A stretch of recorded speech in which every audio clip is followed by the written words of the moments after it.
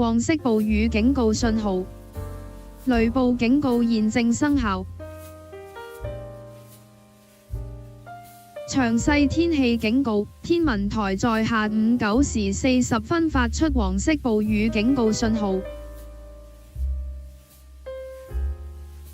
詳細天氣警告，天文台在6月14日下午7時25分發出之雷暴警告，有效時間延長至明日上午12時30分。預料香港有局部地區狂風雷暴。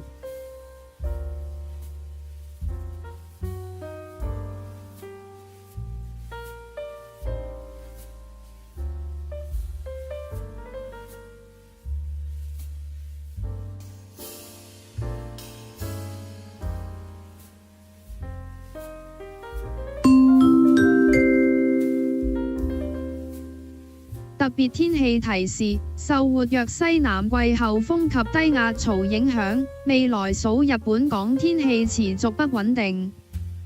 預料今晚至星期二6月14至16日，部分地區雨勢特別大，有機會出現水浸，市民應採取適當的預防措施，以防止可能引致的損失。